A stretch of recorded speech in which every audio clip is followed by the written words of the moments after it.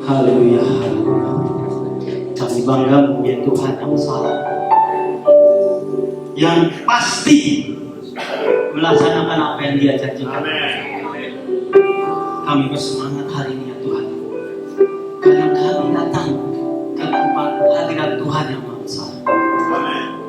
Kami percaya Engkau melihat setiap hati kami. Selidiki setiap hati kami. Biar kami didapati menjadi orang-orang yang setia dalam Tuhan, orang-orang yang taat, karena kami mau mengikuti Kau, Allah yang besar dan ajaib dalam kehidupan kami. Untuk itu ya Tuhan, penuhi hati kami dengan kuasa Kudus, agar firman ini menjadi bagian dalam hidup kami, karena inilah yang paling berharga dalam hidup kami, yang menggerakkan, menguatkan, dan menjadi rema dalam hidup kami, agar kami bertindak seturut kehendak-Mu, diubahkan dari hari ke hari menjadi alat yang menyenangkan Tuhan. Terima kasih Tuhan. Kami rindu Tuhan, kami boleh duduk tenang, kami boleh fokus pada firman-Mu, kami boleh menjadi, biar firman ini menjadi bagian dari hidup kami.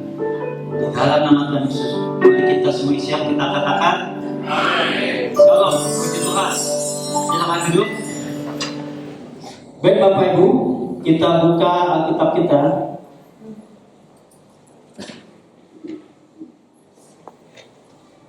Kita buka dari Matius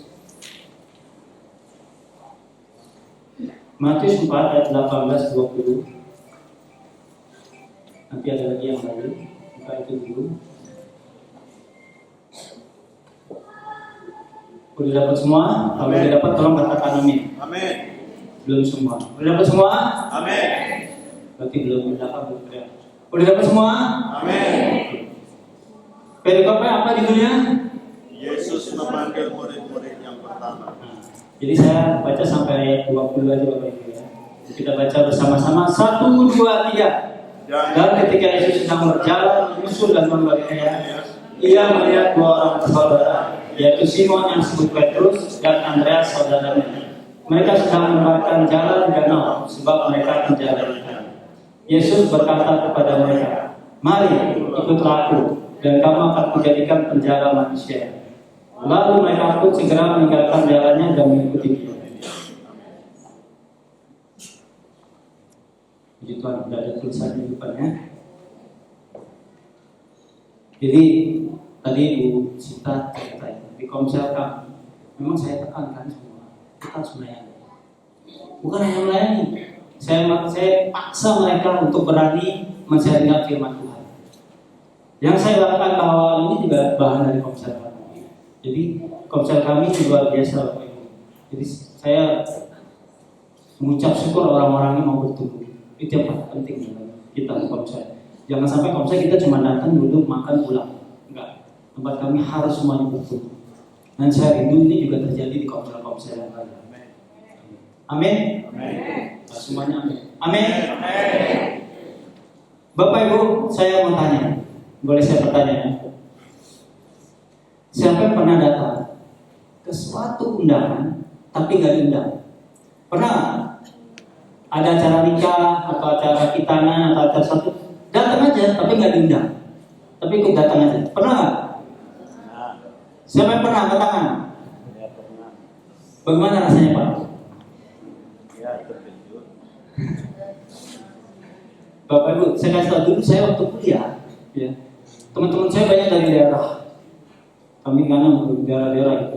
Dan banyak mereka anak-anak dari desa-desa ya, yang mengandalkan kiriman uang dari orang tuanya. Orang tuanya kan petani, ada juga nelayan, ada juga pedagang kecil gitu. Karena kami waktu kampus di kuliah saya itu banyak subsidi juga. Artinya mereka pas-pasan, sangat tergantung kiriman dari orang tua.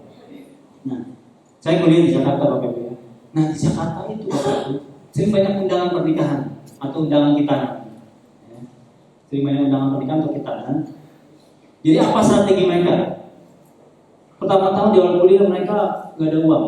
Kadang-kadang mereka cerita ke kami, teman-temannya yang orang Jakarta, Kayak kita patungan, kasih mereka makan bareng buat padang, kasih mereka makanan. Lama-lama dia merasa gak enak. Dia kadang menyendiri, bukan satu orang, banyak gitu ya.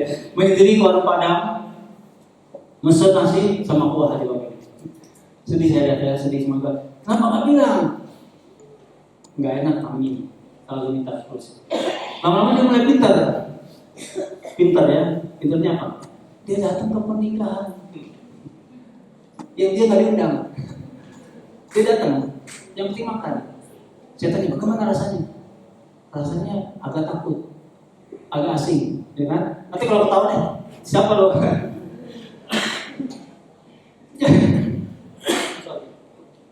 Jadi datang, makan pulang, gitu kan? Datang makan pulang. Jadi nggak menikmati acaranya, acaranya ada warga tunggal, ada orang sehir-sehir enggak. Datang, masukin amplop kosong, masukin amplop kosong. Kalau amplop berarti pernah juga.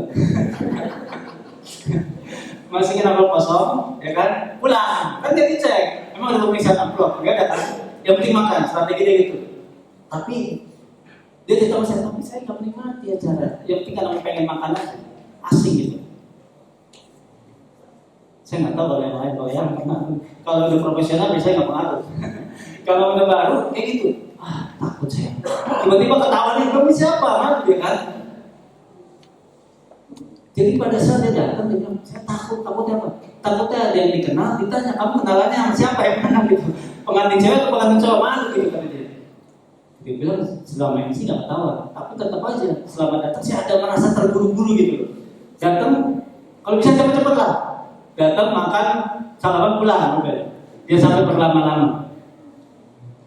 Nah itu kalau orang yang nggak diundang. Ya, Bapak Ibu, di ayat ini dikatakan, kalau kita buka di pasal yang tadi, ya, Yesus katakan kepada murid-murid. Yesus berkata mereka, mari ikutlah aku. Mari ikutlah aku dan kamu akan kujadikan penjara manusia. Kita buka satu lagi paralelnya. Kita buka dari Matius 11 ayat 28 sampai 30. Matius 11 ayat 28 sampai 30. Sudah semua? Sudah semua. Udah semua yang keras, katakan amin. Amin. Udah semua? Amin. Kita baca dengan suara keras. 1, 2, 3. Marilah kepadaku semua yang lesu dan berbeban berat. Aku akan memberi kelegaan kepadamu. Itulah kuk yang kupasar dan belajarlah padaku. Karena aku lemah lembut dan rendah hati, dan jiwamu akan mendapat ketenangan. Sebab kuk yang kupasang itu enak dan bebanku pun ringan. Bapak Ibu, hari ini saya ingin sampaikan mengenai mengikuti Yesus. Coba ulang lagi, kenapa? Mengikuti Yesus. Apa? Mengikuti Yesus. Mengikuti Yesus, ya. Yang pertama tadi saya bilang. Yang pertama dibilang gini. Marilah kepadaku semua yang letih lesu dan berbeban berat, aku akan memberi kelegaan. Marilah kepadaku semua yang letih lesu dan berbeban berat, aku akan memberi kelegaan. Kalau yang di Petrus ini, mari ikutlah aku. Mari. Pertama, mengikut Yesus itu pasti ada Yesus memanggil atau mengundang kita. Amin. Nggak semuanya. Amin. Kalau kita mengikuti Yesus, itu ada panggilan atau undangan dari Yesus. Nggak semuanya berarti nggak setuju. Kalau kita mengikuti Yesus, pasti ada panggilan atau undangan dari Yesus. Amin. Saya tekankan gini, kenapa Bapak Ibu? Jadi kalau Bapak Ibu nggak merasa ada panggilan dan undangan, seperti tadi saya bilang, dia datang ke kondangan, dia merasa asing, dia merasa pengen buru-buru pulang, karena nggak ada interaksi, nggak ada perasaan tenang pada saat dia datang. Demikian juga saat ini, kalau Bapak Ibu nggak merasa tenang, orang nyanyi Ibu Bapak Ibu diam, orang nyanyi Bapak Ibu main handphone, orang nyanyi Bapak Ibu mana-mana, itu nggak ada panggilan atau undangan dari Tuhan. Saya berharap nggak ada di sini. Kalau kita bilang, aku puja Tuhan yang besar, harus kita bangga kita diundang oleh Tuhan yang besar. Amin. Dan semuanya. Harus kita bangga diundang oleh Tuhan yang besar. Amin. Jadi kalau kita bangga, rasa kita beribadah akan berbeda. Amin. Karena ada undangan nih. Bapak Ibu, berasa nggak kalau kita diundang presiden atau wali kota gitu? Wah, pasti kita begitu bersemangat. Saya percaya kalau bisa baju udah disiapkan sebelumnya, kalau bisa makanan udah siap, jangan sampai terlambat semenit pun. Kalau bisa 30 menit sebelum acara datang pasti. Benar nggak? Karena ada rasa semangat. Saya diundang oleh orang besar, saya orang terpilih, gak sembarangan. Saya minta rasa itu kita miliki Bapak Ibu pada saat kita datang di tempat ini. Amin. Amin. Kalau kita tahu kita mau mengikuti Yesus, kita yakin kita mau mengikuti Yesus, ada rasa panggilan, ada undangan dari Yesus. Jadi saya berharap kita semangat pada saat ibadah. Kita ikuti acara ini dengan luar biasa. Amin. Pak, saya kayaknya merasa saya mungkin Bapak Ibu ada panggilan atau ada undangan Tuhan. Yang datang ke tempat ini, saya percaya kalau rasa itu ada, luar biasa ibadah kita. Sukacita luar biasa. Pada saat saya bilang pakai diri, wah pasti kita semangat. Nggak ada kita tengok kanan, tengok kiri, lihat handphone, nggak ada. Dan kalau kita percaya undangan panggilan itu dari Yesus yang adalah Tuhan yang Maha Besar, sikap kita akan berbeda luar biasa. Amin.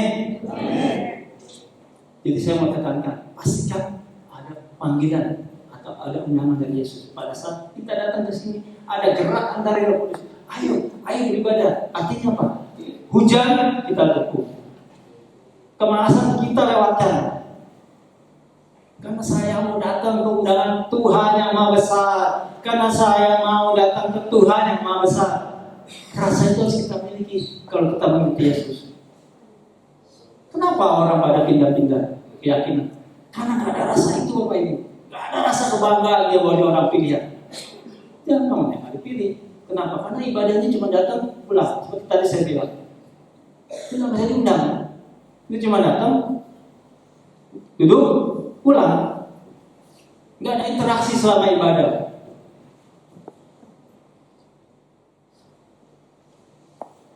Dan saya berharap itu tidak terjadi di sini. Amin. Saya percaya datang semua sini adalah orang-orang yang dipanggil dan diundang Yesus. Amin. Belum semua. Saya percaya datang sini orang yang dipanggil dan diundang Yesus. Beri kemuliaan bagi Tuhan kita. Kalau kita percaya, mari kita nikmati ibadahnya. Amin. Kita nikmati acara-acara kita. Seperti kayak tadi saya pernah, kita nikmati. Kita nggak ada rasa asing, nggak ada rasa takut atau bagaimana. Kita singkirkan segala kekhawatiran kita. Kita fokus pada acara kita. Kita fokus pada ibadah. Saya percaya kita semua punya masalah. Tapi pada saat kita datang ke sini, biarlah pikiran kita hanya tertuju pada ibadah. Amin. Amin. Yang kedua, apalagi dikatakan yang kedua di ayat 29, pikulah kuk yang kupasang dan belajarlah padaku, karena aku lemah lembut dan rendah hati, dan jiwaku akan mendapat ketenangan. Pikulah kuk yang kupasang dan belajarlah padaku, karena aku lemah lembut dan rendah hati, dan jiwamu akan mendapat ketenangan. Nah, kalau dibilang di sini di ayat tadi paralel, kamu akan menjadikan penjara manusia. Pikulaku kamu akan menjadikan penjara manusia. Apa maksudnya saya? Kenapa ya Tuhan? Aku suruh pikulaku.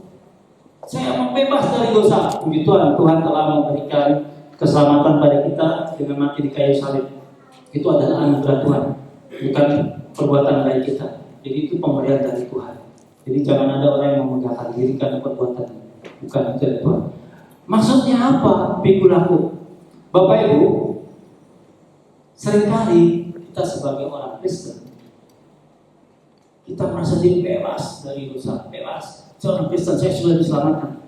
Tapi kita nggak mau pikulaku dari Tuhan. Kita mau bebas sebebas-bebasnya. Di dunia ini nggak ada kebebasan sebebas-bebasnya. Pada saat Anda dalam dosa, Anda nggak bebas, tapi Anda dalam dosa, dalam kuasa maut. Di dunia ini tinggal dua pilihan. Anda mau dalam kuasa rusak atau kuasa Tuhan. Jadi ada yang bebas. Nah, seringkali dalam kita sebagai pengikut Yesus, kita nggak mau dibentuk oleh Tuhan.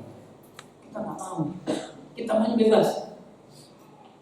Kita sudah datang berdoa, nggak datang berdoa. Kita sudah baca firman Tuhan, nggak baca firman. Saya orang Kristen, udah diselamatkan, tapi kita nggak mau mengikuti itu. Kita nggak mau mengikuti aturan Tuhan. Kita nggak mau mengikuti perintah Tuhan. Kita maunya mengikuti keinginan kita. Tuhan tolong Tuhan, bagaimana supaya saya dapat mobil? Tuhan tolong Tuhan supaya saya dapat kerja yang baru. Tuhan tolong Tuhan tolong. Kita maunya kita yang diikuti oleh Tuhan, bukan kita mengikuti Tuhan. Bapak Ibu, pada saat Tuhan katakan pikulah kuk yang kami, Tuhan mau kita dibentuk. Amin. Tuhan mau menjadikan kita setut kehendaknya, bukan setut kehendak kita. Tadi bagus. Kadang-kala seringkali dalam kehidupan ini tak sejalan dengan apa yang kami inginkan. Kalau kita bilang kan, seringkali kita maunya begini, Tuhan berpikir beda. Makanya saya katakan, rancanganmu bukanlah rancanganku, jalanmu bukanlah jalanku. Seperti tingginya langit dari bumi, demikianlah rancanganmu daripada. Jadi artinya berbeda Tuhan. Tapi kita paksakan. Bapak Ibu podium ini, kalau Bapak Ibu tahu, ini dulu besinya cuma lurus, ya kan? Lurus saja, nggak ada yang belok-belok ini. Tapi bagaimana bisa belok? Dia dipanaskan, ditempa supaya jadi berubah bentuk. Akhirnya menjadi suatu podium yang bagus, ya kan? Ada belok-belokannya, dilas lagi. Nah, seringkali hidup kita nggak mau ditempa. Kita nggak mau dibelokkan Tuhan sesuai dengan kehendaknya. Kita nggak mau dibakar Tuhan. Kita mau yang sesuai dengan kita, kehendak kita. Kalau sesuai kita lakukan, kalau nggak sesuai kita nggak lakukan. Tapi kita selalu mengingat bahwa Tuhan begitu baik, Tuhan begitu baik, Tuhan akan mencukupkan kebutuhan kami, Tuhan akan menjawab doa kami. Tapi kita nggak mau dibentuk.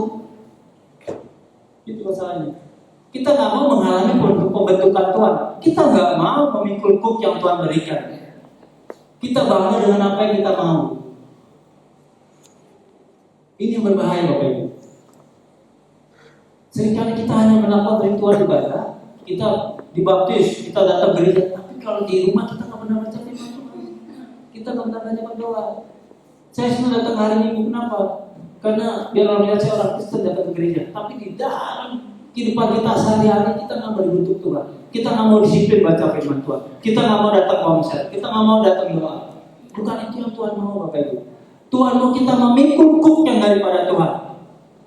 Kita mau Tuhan yang membentuk kita, bukan kita yang membentuk diri kita sendiri. Siapa yang mau dibentuk oleh Tuhan? Angkat tangan. Belum semua. Siapa yang mau dibentuk oleh Tuhan? Angkat tangan. Beri kemuliaan bagi Tuhan. Bapak Ibu, coba kita lihat Keluaran 4 ayat 2 sampai 3. Kita baca dengan suara keras. 1, 2, 3. Tuhan berfirman kepada Musa, apakah yang di tanganmu itu? Jawab Musa, tongkat. Ayat 3. Firman Tuhan, lemparkannya itu ke tanah. Dan ketika dilemparkannya ke tanah, maka tongkat itu menjadi ular, sehingga Musa lari meninggalkannya. Contoh berkait 2. Tuhan berfirman kepadanya, apa yang di tanganmu? Tongkat. Bapak Ibu, Tuhan ingin kita mau semacam itu. Tuhan ingin berkata pada kita, apa yang ada padamu? Apa yang kamu punya? Itulah yang Tuhan pakai. Amen. Tuhan ingin membentuk Anda, bukan karena kita hebat, bukan karena kita pintar, tapi karena kita mau dibentuk. Amin. Seperti Tuhan berkata pada Musa, apa yang ada tanganmu? Tongkat. Tuhan bisa pakai tongkat itu untuk membawa bangsa Israel keluar dari tanah Mesir. Saya percaya Tuhan bisa pakai kita dengan apa yang ada pada kita untuk kemuliaan Tuhan. Amin. Amin. Yang terpenting bagaimana hati kita mau dibentuk oleh Tuhan. Bagaimana kita mau menyerahkan hidup kita untuk Tuhan. Bagaimana Tuhan pakailah saya bagi kemuliaan nama-Mu. Itu memerlukan ketaatan, memerlukan komitmen, memerlukan kepasrahan diri kita untuk dibentuk oleh Tuhan. Datang Bangun pagi-pagi baca firman Tuhan. Jadikan itu sarapan kita sebelum kita sarapan fisik kita. Jadikan itu kebiasaan hidup kita. Jadikan itu rema dalam hidup kita sehingga teraturan dalam hidup kita mengalami bentukan Tuhan. Dan saya percaya kalau itu terjadi dalam hidup kita, Tuhan akan bersukacita. Amin. Karena Tuhan melihat kita, wah luar biasa. Cuman kita kecil itu mengalami bentukan Tuhan. Bapak Ibu akan melihat sesuatu yang luar biasa terjadi di tempat ini. Banyak pelayan-pelayan yang radikal, yang benar-benar melayani Tuhan, yang bukan datang karena sekali dua kali, tapi datang terus-terus. Ada semangat sukacita pada saat kita beribadah. Bukan on-off, tapi on terus. Dan jika itu terjadi Bapak Ibu, yang Bapak Ibu lihat sekarang ini di kanan kiri, itu yang Bapak Ibu temui dalam ibadah doa. Dan itu juga Bapak Ibu lihat pada setiap aktivitas gereja. Kenapa? Karena kita sama-sama orang yang antusias menghadiri undangan Tuhan, yang antusias mau dibentuk oleh Tuhan. Saya berharap itu terjadi. Dan saya terus berdoa agar Bapak Ibu lihat sekarang di kanan kiri, Bapak Ibu juga lihat ibadah doa. Amin. Berat Bapak Ibu ya, makanya aminnya pelan. Kenapa? Karena kita nggak mau mengalami bentukan Tuhan. Mana saya Pak? Pulang enakan tidur. Mana saya Pak bangun pagi daripada yang di atasku, mendingan saya tidur lagi. Karena kan saya orang Kristen, udah dibaptis. Buat apa lagi saya? Karena kan saya orang Kristen dan datang ibadah. Karena kita maunya kita ingin aja. Cukuplah 1 hari seminggu. Cukuplah Tuhan saya baca firman Tuhan pada saat ibadah. Cukuplah Tuhan saya berdoa, makan pagi siang sore 3 kali kan minimal. Kalau di tempatnya 5 kali, kita 3 kali. Cukuplah. Karena kita maunya kita inginkan, bukan mau yang diketuk oleh Tuhan. Tapi lucunya, Bapak Ibu, kita teriak sama Tuhan, Tuhan, tolong Tuhan, berikan saya pekerjaan, berikan saya mobil. Tapi kita nggak mau dibentuk oleh Tuhan. Kita mau, Tuhan saya mau seperti ini, nggak mau seperti Tuhan. Itu bukan pembentukan Tuhan, Bapak Ibu.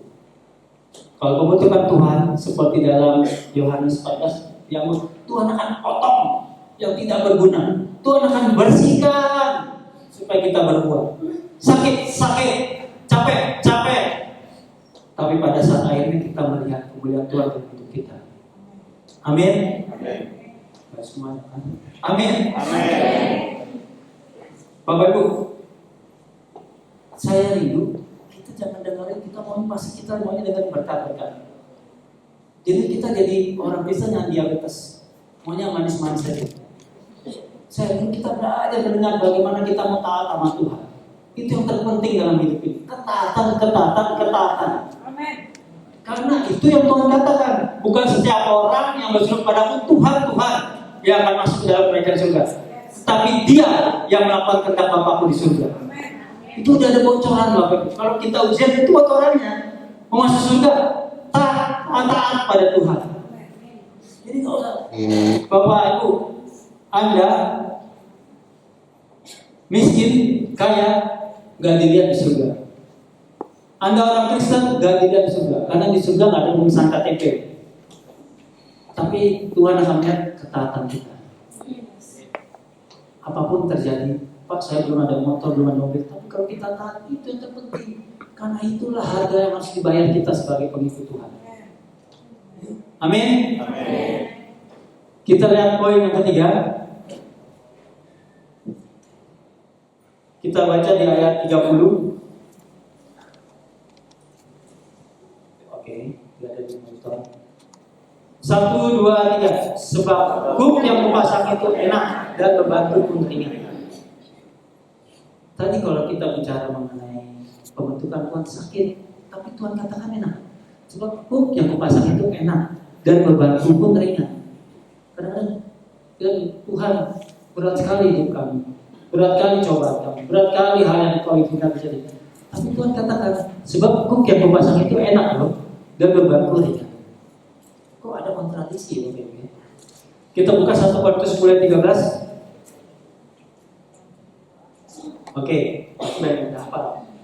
Ayo kita baca dengan suara keras. 1, 2, 3. Percobaan-percobaan yang kamu alami adalah percobaan-percobaan biasa yang tidak melebihi kekuatan manusia.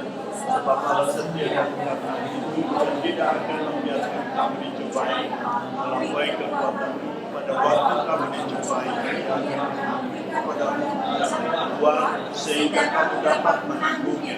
Puji Tuhan. Itu kata-kata yang sangat juga baik. Sehingga kamu makanya itu link sama yang dibilang karena aku kepasang ringan Bapak Ibu. Kenapa? Karena setiap hal yang Tuhan izinkan terjadi dalam kehidupan kita itu udah difilter Tuhan Bapak Ibu. Dari mana Pak tahu? Kata-kata pertama, pencobaan-pencobaan biasa yang tidak melebihi kekuatan manusia. Jadi artinya apa? Banyak hal di sekitar kita, tapi Tuhan melindungi kita. Sehingga yang Tuhan izinkan terjadi, ya sesuai dengan kekuatan kita. Amin. Jadi Bapak Ibu, saya percaya setiap kita punya masalah saat ini. Tapi percaya Pak, itu tidak akan melebihi kekuatan kita. Amin. Percayalah itu tidak akan melebihi kekuatan kita. Amin. Bukan semuanya. Percaya itu tidak melebihi kekuatan kita. Kenapa? Karena Tuhan akan memberikan jalan keluar. Ada saatnya Tuhan tahu, udah lewat nih, ada jalan keluar. Kadang-kadang kita ape sekali, tapi ada jalan keluar dari Tuhan. Sehingga kita dapat menang. Jadi Bapak Ibu, mari kita bersemangat. Setiap hal yang Tuhan izinkan terjadi, itu kita bisa melewati. Amin. Kenapa kita bisa melewati? Karena Tuhan menyertai kita. Kenapa Tuhan bisa katakan pikulah kuk yang kupasang? Karena pikulah kuk yang kupasang itu ringan. Kenapa? Karena Tuhan tahu kekuatan kita. Tuhan tahu beban kita. Tuhan tahu apa yang Dia tahu dalam hidup kita. Makanya Dia bisa berkata gitu. Kalau kita percaya kita punya Tuhan yang besar daripada apapun, kita percaya bahwa Dia dapat mengontrol setiap hal yang terjadi dalam kehidupan kita. Amin. Karena Dia lebih besar dari setiap masalah kita. Dia lebih besar dari setiap apa yang Bapak Ibu hadapi.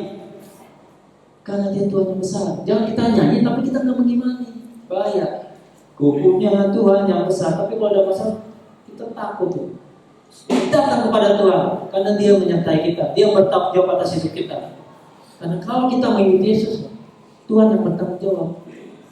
Kemarin kami baru bahas Mazmur 91. Coba kita buka Mazmur 91 ayat 14 sampai 16. Kemarin kita baru sharing Mazmur 91 ayat 14 sampai 16. Dapat semua? Amin. Dapat semua?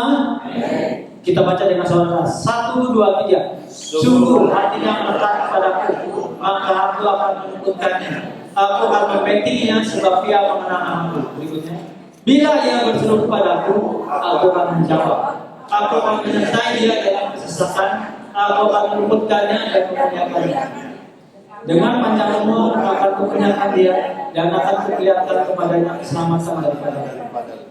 Saya bertanya Bapak Ibu, bagaimana kita bisa dipuaskan Tuhan? Bagaimana Tuhan bisa memperlihatkan keselamatan bagi kita? Ayat 15 Pak. Ayat 15 tolong. Bagaimana bisa kita berseru Tuhan menjawab, menyertai kita? Bagaimana bisa Tuhan meluputkan kita? Bagaimana caranya? Ayat 14 jawabannya. Sungguh apa? Hatinya melekat kepadaku. Kuncinya juga melekat. Melekat. Kalau melekat, artinya kita sejalan dengan Tuhan. Benar nggak? Amin. Kita sejalan dengan Tuhan itu melekat baru. Kalau Bapak Ibu mau melekat, nikmati pembentukan Tuhan. Itu melekat. Jadi kalau melekat seperti di tempel ya, kemana-mana dia ikut, kemana-mana dia ikut, kemana-mana dia ikut. Jadi ibaratnya ada buku ini ya Bapak Ibu. Di dalam sini ada kata-kata tempelan saya gitu. Dia kata-kata tempelan saya. Jadi ada tempelan saya, dia melekat nempel gitu. Dia gini-gini ikut terus, kemana-mana ikut. Ya, dia dilindungi. Jadi kalau ada apa, tutup. Nah itulah di sini dibilang, hati melekat padaku dan aku meluputkannya, aku akan membentenginya. Jadi pada saat kita makan ada perlindungan Tuhan, ada penyertaan Tuhan, ada kepuasan daripada Tuhan dengan aku akan mengenyangkan dia sebab dia mengenal namaku. Nah itu kalau melekat Bapak Ibu. Makanya kalau kita mau mengikuti Tuhan, kita harus melekat. Kita harus dekat dengan Tuhan. Kita nggak bisa melekat kalau kita mengetahui perintah Dia. Kita nggak bisa melekat kalau kita mau enaknya sendiri. Jadi saya percaya pada saat Tuhan katakan, pikul aku yang pasang anakku itu ringan. Kenapa? Karena ada Tuhan beserta kita. Kita mau dekat dengan Dia. Kita mau nempel sama Tuhan. Kita mau Tuhan. Hari ini firman Tuhan berbicara apa? Tuhan tolong Tuhan. Cari kebenaran firman Tuhan. Sehingga apa yang Tuhan mau, itu yang kita mau. Tapi seringkali kita lupa, kita banyak minta. Coba Yohanes 15 ayat 7 sampai 8. Yohanes 15 ayat 7 sampai 8. Tiba-tiba saya teringat. Oke.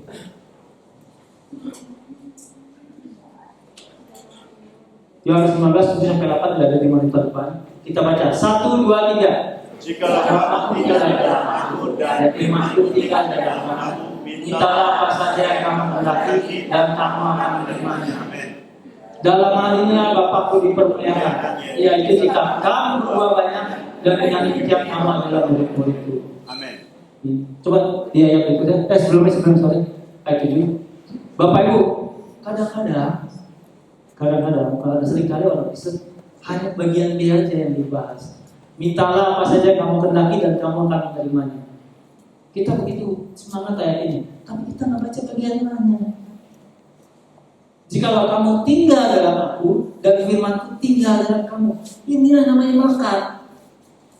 Ini yang melekat. Tinggal, nempel. Nah ini baru melekat. Baru kita bisa masuk ke bagian B. Mintalah apa saja kamu kehendaki dan kamu akan menerimanya. Mungkin gak kita minta aneh-aneh? Gak mungkin karena kita melekat. Kalau kita melekat, kita punya sumber Tuhan.